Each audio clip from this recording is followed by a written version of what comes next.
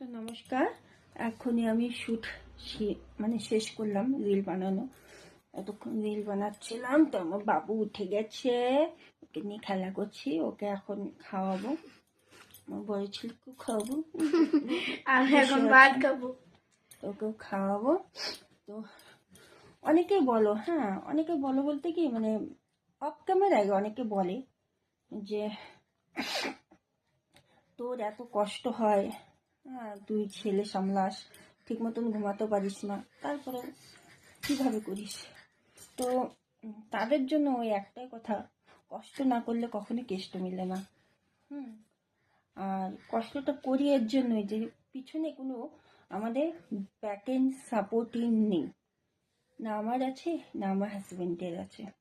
তো সেজন্যে আমরা এত কষ্ট করি দুজনেই। তো ক্লিয়ার হয়ে গেল না? তো আমি যেটা পারি সেটাই করি, পারি অনেক কিছু, তো যেগুলোই পারি সেগুলোই করি।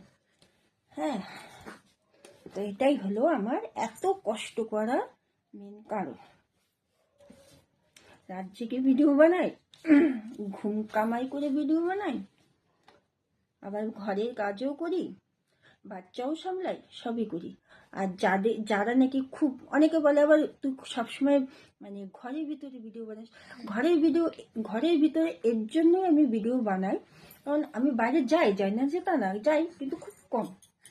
আর সবসময় বাইরে আমার ভিডিও বানানো হয়ে উঠে না, কারণ কি আমার বাচ্চা খুবই ছোট, আমাকে বুঝে শুনে যেতে হয় সব জায়গাতে।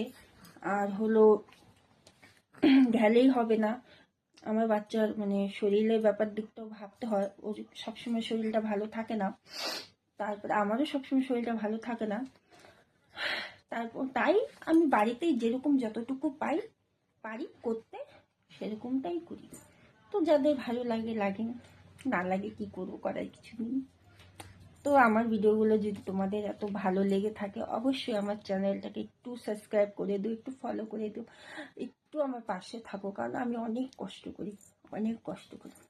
কষ্টর ফল একটু তো দাও। তোমরা বাড়ি বসে বসে শুধু টিকিস টিকিস করে মোবাইল রিলগুলো আপলোড করি, সেগুলো তোমরা দেখো। তা দেখো যখন, তা একটা লাইক কমেন্ট করতে, একটু শেয়ার করতে কি অসুবিধা বল? কোনো তো অসুবিধা না। তো প্লিজ এটুকুই আমার বলার ছিল, একটু অনুরোধ করে বলছি, একটু সবাই আমার পাশে থাকো। টাটা। আমার ছেলে বলছে।